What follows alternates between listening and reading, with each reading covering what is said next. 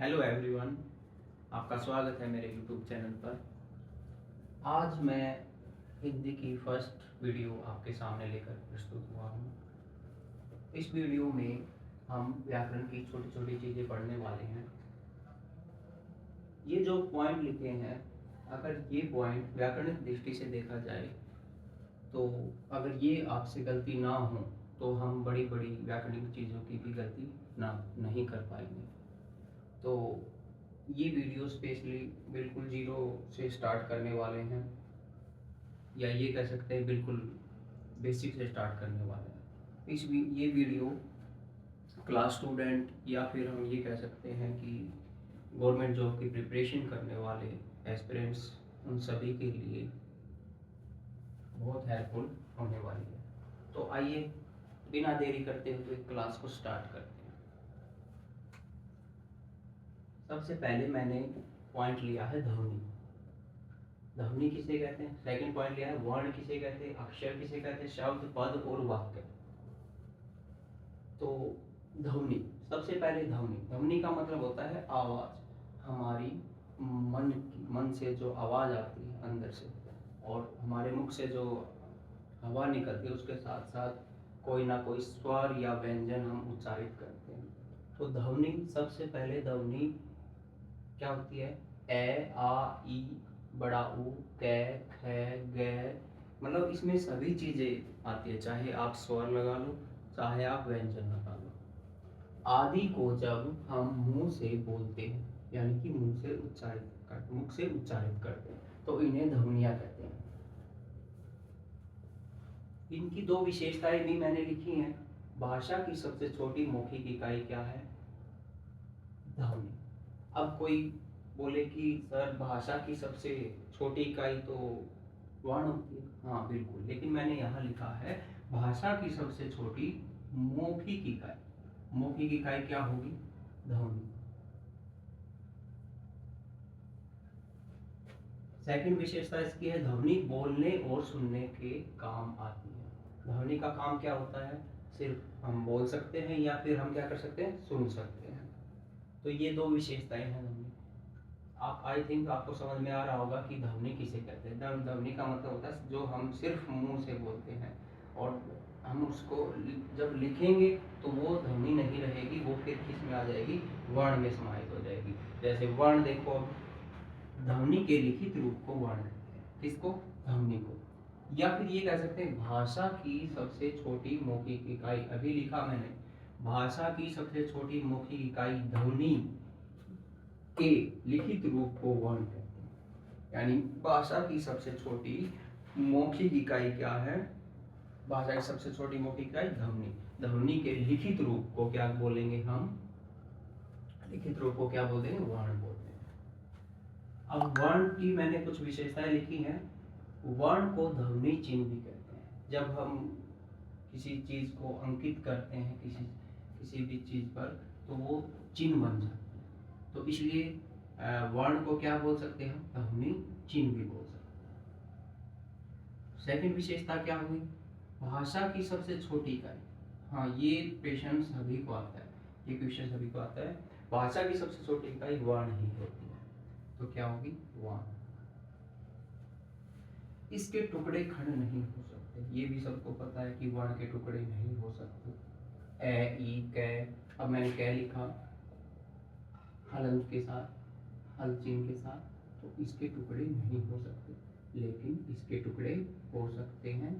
कै हल चिन्ह के साथ प्लस ए। समझ, इसके टुकड़े या खंड नहीं हो सकते, जैसे मैंने लिखा है। वर्णों के समूह को क्या बोलते हैं? वर्णमाला। जब वर्णों का पूरा समूह हो जाता है, जिसके अंदर स्वर आते हैं, व्यंजन आते हैं, संयुक्त व्यंजन आते हैं, ऊष्म व्यंजन आते हैं, ये सारी चीजें इसके अंदर समाहित होती हैं। नेक्स्ट है वर्ण जिस रूप या ढंग में लिखे जाते हैं उसे क्या बोलते हैं? लिपि। स्क्रिप्ट बोलते हैं। क्या बोलते हैं? लिपि। वर्ण जिस रूप में लिखे जाते हैं उसे हम लिपि कहते हैं। ये सारी विशेषताएं आपको पता होनी चाहिए वर्ण के बारे में। नेक्स्ट आता है अक्षर। सर अक्षर क्या होता है? वर्ण तो हमें समझ में आ गया, भाषा की सबसे छोटी मौखिक इकाई।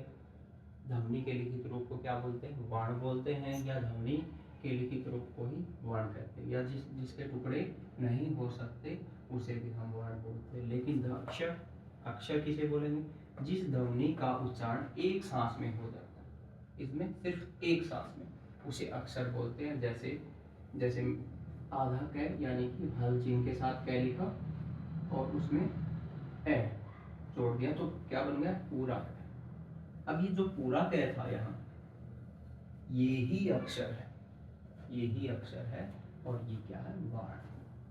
ये अक्षर है, ये वर्ण बोलेंगे। इसमें देखो कै हल चिन्ह के साथ प्लस ए, कै, तो कै क्या होगा? इसमें अक्षर होगा। ए, आ, का, की, चे, चा, ची, चू, जो भी आप लगाओगे वो क्या होंगे? अक्षर होंगे। जैसे मैंने एक शब्द लिया है यहाँ, कमल शब्द। कमल शब्द में 3 अक्षर, कै, मैं, ले।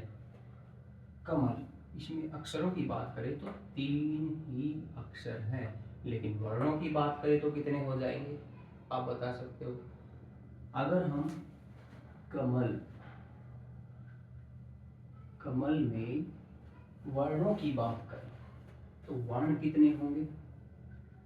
वर्ण विच्छेद कर दो सिर्फ, कै प्लस ए प्लस मैं प्लस ए प्लस ले प्लस ए, कितने हुए? 1 2 3 4 5 6, कितने हो गए? 6। यानी कि कमल शब्द में अगर हम अक्षरों की बात करें तो होंगे 3 ही, लेकिन हम शब्द में जब इस कमल शब्द में वर्ण की बात करेंगे तो कितने होंगे? 6 वर्ण होंगे। ये आपको याद रखना, अक्षर और वर्ण में ये अंतर है। शब्द 2 या 2 से अधिक वर्णों का सार्थक योग शब्द कहलाता है। अब शब्द किसे कहते हैं? 2 या 2 से अधिक शब्दों का सार्थक योग, सार्थक। अब यहाँ एक शब्द है सार्थक। सार्थक, सार्थक का मीनिंग क्या हुआ?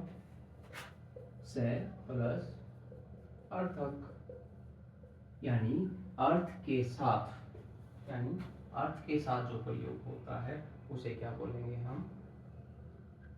उसे क्या बोलेंगे? जो अर्थ के साथ, जो शब्द अर्थ के साथ प्रयोग होता है उसे ही हम शब्द बोलते हैं। जैसे कि मैंने यहाँ फिर से लिखा कमल। कमल एक शब्द है, और कमल एक पुष्प या फूल का नाम भी है, या फिर किसी व्यक्ति का नाम भी हो सकता है कमल। तो इसका कोई ना कोई अर्थ निकलता है, इसलिए ये शब्द है। अर्थ के आधार पर सबसे छोटी इकाई। अब देखो यहाँ अर्थ दे रखा है, आपको पता है भाषा की सबसे छोटी इकाई कौन सी होती है? वर्ण होती है। लेकिन अर्थ के आधार पर आपसे कोई पूछे जो अर्थ देने वाली हो, तो अर्थ के आधार पर सबसे छोटी इकाई क्या बोलेंगे हम? शब्द। शब्द कोई भी अर्थ दे सकती है।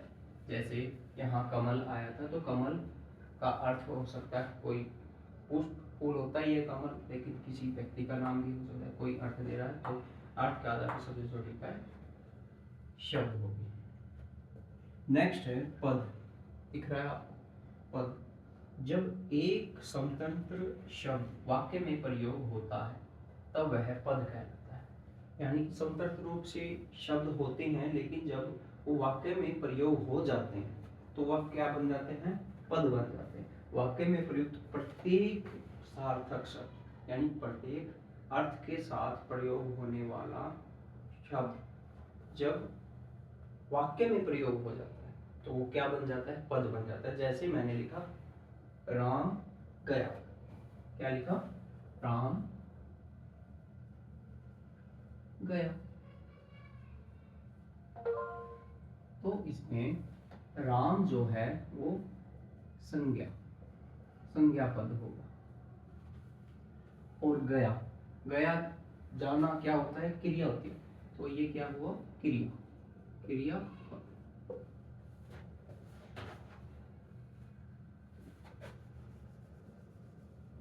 नेक्स्ट इसमें है लड़का खेलता है। एक उदाहरण और देख लो, लड़का खेलता है। लड़का खेलता है। फिर से लड़का क्या है, एक संज्ञा शब्द है।